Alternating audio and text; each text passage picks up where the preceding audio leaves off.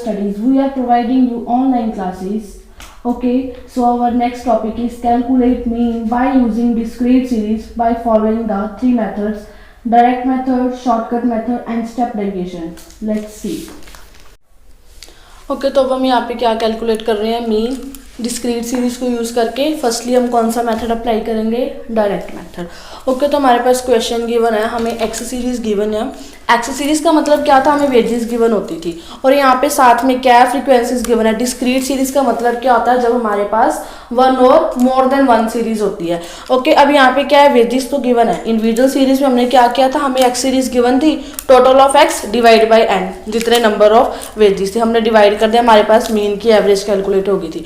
लेकिन अब हमें यहाँ पे क्या है, हमें वर्कर्स दिए हुए हैं साथ में कि अगर हम 5 रुपीज़ की वेजेस दे रहे हैं तो हम वो कितने वेजेस को दे रहे हैं, 2 वेजेस को दे रहे हैं। ठीक है, 2 वर्कर्स को दे रहे हैं। अब देखो नेक्स्ट हमारे पास क्या है, अगर हम 10 रुपीज़ की हम 3 पर्सनस को दे रहे हैं वेजेस, कितनी दे रहे हैं, 30 रुपीज़। नेक्स्ट अगर हम 15 रुपीज़ की वेजेस दे रहे हैं, कितने पर्सनस को देनी है, वो 4 पर्सनस को, तो मतलब हम टोटल कितने दे रहे हैं, 60 रुपीज़ की वेजेस। नेक्स्ट हमने 20 रुपीज़ की वेजेस देनी है, 5 पर्सनस को देनी है, तो मतलब हमें टोटल कितना पे करना पड़ेगा, 100 पे करना पड़ेगा।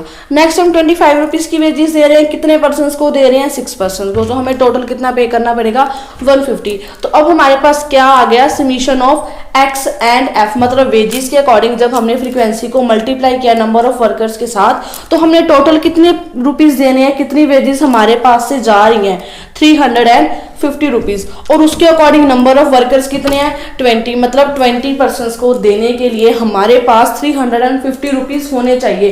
टोटल हमने 350 रुपीज़ पे करने हैं, कितने वर्कर्स को देने हैं, वो 20 वर्कर्स को। तो मतलब अब हम क्या करेंगे, इनकी वैल्यू कैलकुलेट करेंगे, इसकी एवरेज कैलकुलेट करेंगे कि एवरेजली हमें हर एक पर्सन को इतने रुपीज़ की वेजेस तो देनी ही पड़ेंगी।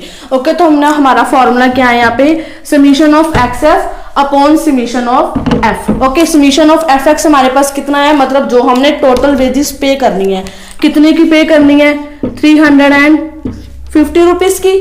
ठीक है, और उसके बदले में हमारे पास नंबर ऑफ वर्कर्स कितने वर्कर्स को देनी है, हमने 20 वर्कर्स को देनी है। तो मतलब यहाँ पे हमारे मीन की एवरेज कितनी हो गई, 17.5।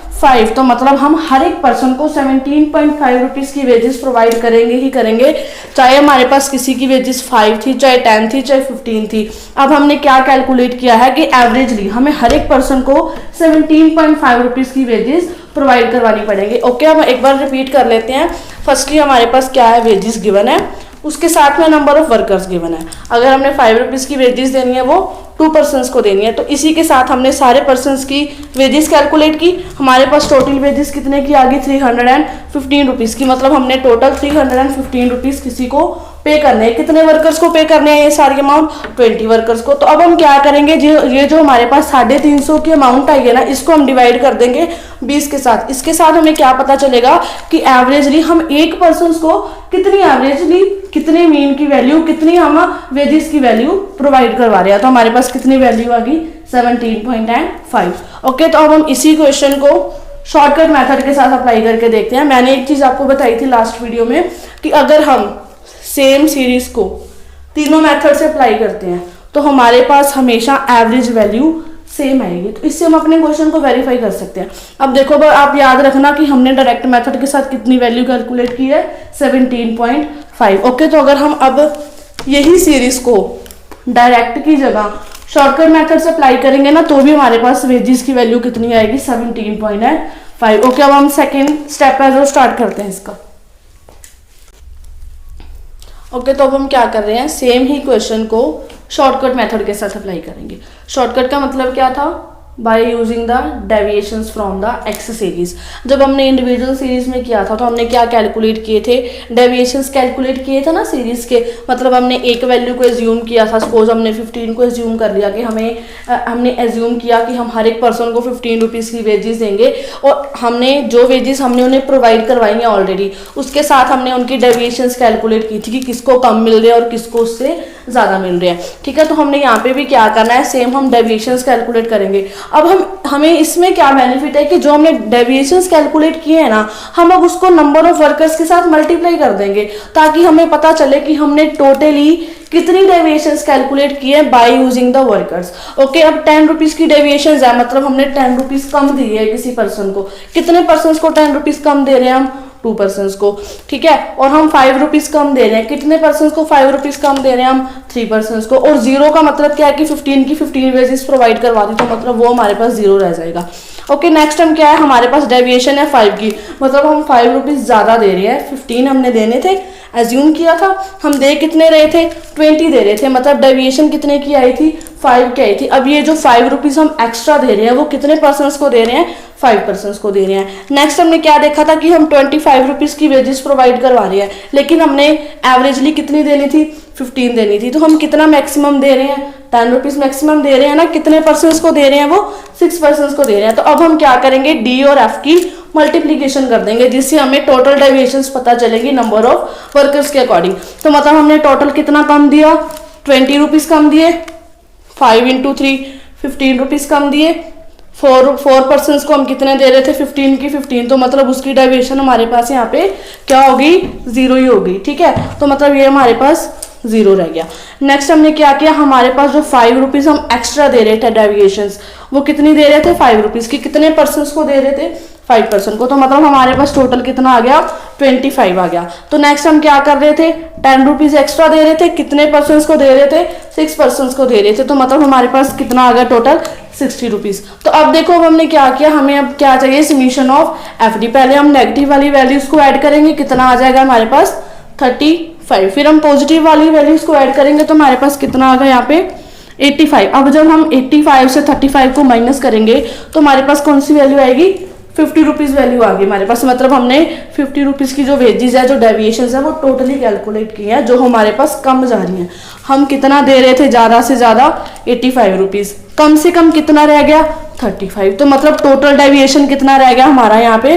15 रुपीज़ को देने की बजाय 50 रुपीज़ का टोटल डेविएशन रह गया।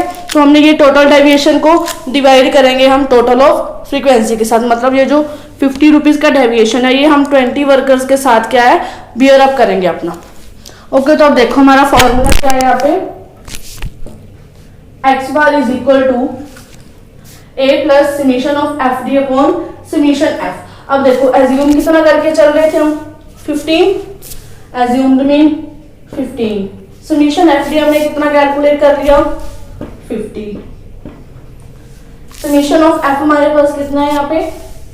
20। तो अब हम क्या करेंगे, 15 प्लस 50 को 20 के साथ कट आउट किया, हमारे पास कितना आ जाएगा यहाँ पे? 2.5। और जब हम 2.5 को 15 के साथ ऐड करेंगे तो हमारे पास कितनी वैल्यू आ जाएगी? 17.5। तो मतलब हमारा क्वेश्चन वेरीफाई भी हो गया और हमारा आंसर भी सेम आ गया। जब हमने डायरेक्ट मेथड से किया था तो हमारा आंसर कितना आ रहा था तब भी?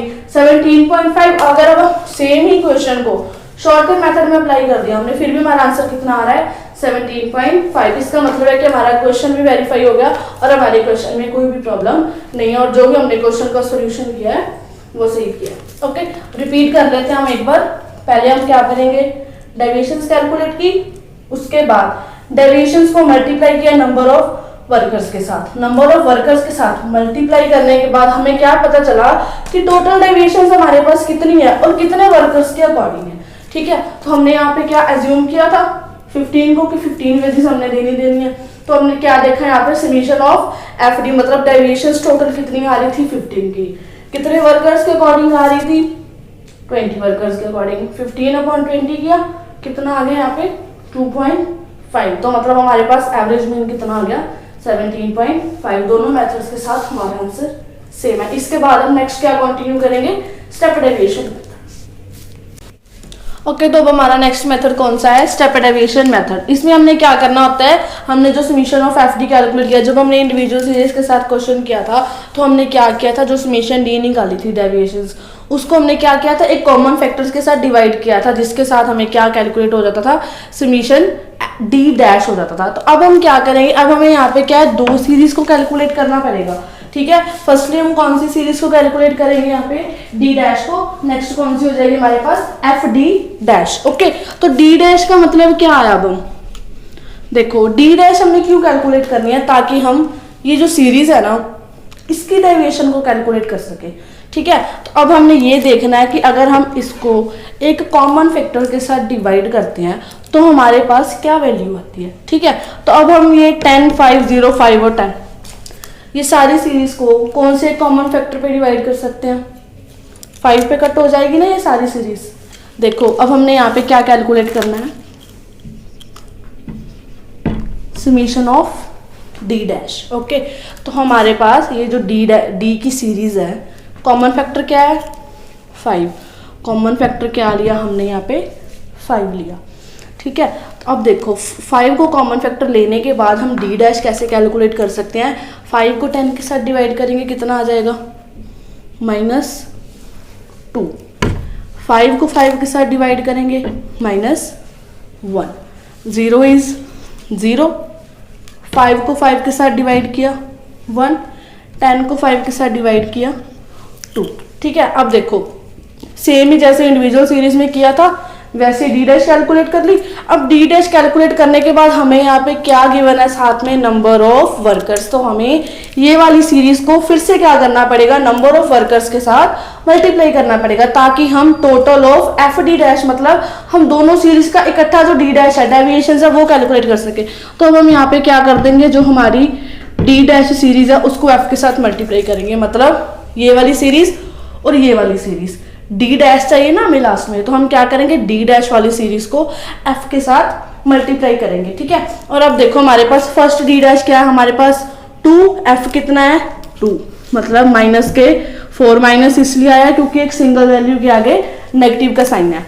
नेक्स्ट एफ कितनी है 3, डी डैश कितना है -1, यहाँ पे कितना आ गया -3, 4 को 0 के साथ किया 0।